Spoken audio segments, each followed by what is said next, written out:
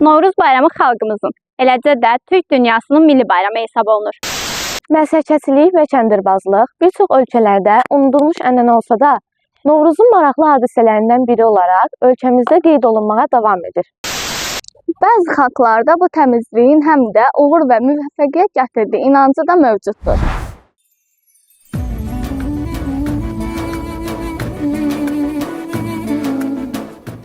Novruz bayramı xalqımızın, eləcə də Türk dünyasının milli bayramı hesab olunur. Qışın bitməsini və yazın gəlişini müjdələyən Novruzu xalqımız əsrlərdir təntənəli şəkildə qeyd edir. Araşdırmalara görə bu bayramın qeyd olunması tarixi Zərdüşt peyğəmbərin dövrünə gedib çıxır. Buna görə də atəşpərəstliklə bağlı bir sıra adətlər hələ də qorunmaqdadır. Min illərdir bir çox xalq tərəfindən qeyd olunan Novruzun ən böyük özəlliklərindən biri də fərqli adətlərlə zəngin olmasıdır.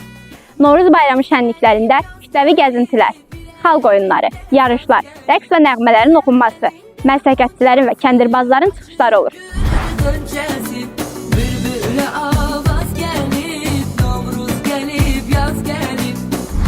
Məsələçilik və kəndirbazlıq bir çox ölkələrdə unudulmuş ənənə olsa da, Novruzun maraqlı hadisələrindən biri olaraq ölkəmizdə qeyd olunmağa davam edir. Yallı və milli rəqslərin müşayiəti ilə gün boyu davam edən şənliklərdə böyükdən kiçiyə hər kəsin marağını cəlb edən fəaliyyətlər mövcuddur. Bu şənliklərə Novruzun əsas atributlarından olan keçəl və çosa da qoşulur. Novruzun ən maraqlı hadisələrindən biri də bir-birimizin evinə qonaq getmək, mehriban süfrələrdə deyib gülməkdir. Bütün bunlardan əvvəl isə hətta bayramdan bir neçə həftə əvvəl bütün evlərdə bayram təmizliyinə başlanır. Yeni ilə təravətli başlamaq, bahar əsrini daha yaxşı hiss etmək üçün hər evdə geniş miqyaslı bayram təmizliyi edilir və lazımsız əşyalardan xilas olunur.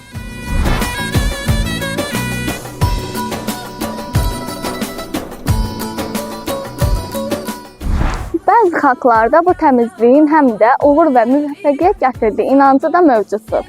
Əvvəllər Novruz bayramı ərəfəsində pay istəmək üçün şal atılıb, bacadan torba sallanıb. Adətən şal ən doğma adamların qapısına atılardı. Şalın arasına bayram payı qoyulardı. Müasir dövrümüzdə isə bu ənənə papaq atma ilə əvəz olunub. Ümumilikdə burada məqsəd atılan papağı boş qaytarmamaq və içinə evdə hazırlanan Novruz nemətlərindən pay qoymaqdır.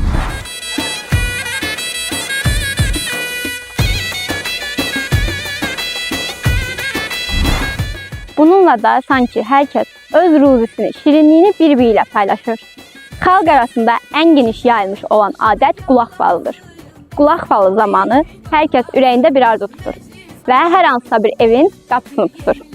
Əgər yaxşı söz eşidilsə, arzu yerinə yetəcək deyirlər. Yox, əgər ürək açmayan söz eşidilsə, arzu yerinə yetməyəcək deyirlər. Novruzdan 4 həftə əvvəl qeyd olunan hər bir çərşənbənin özünə məxsus adətləri var.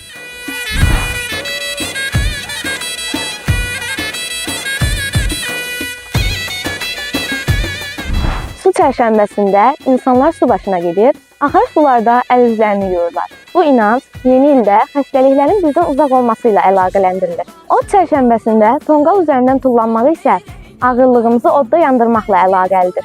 Bütün bu adətlər hamımızın da yaxşı bildiyi səməni yetişdirmək, yumurta döyüşdürmək, üzük falına baxmaq kimi maraqlı rituallarla davam edir.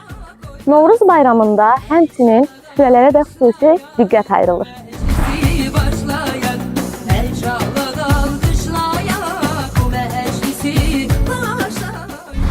Cürbəcür təamların hazırlanması insanların bayram ovqatını daha da artırır, yaxşılaşdırır.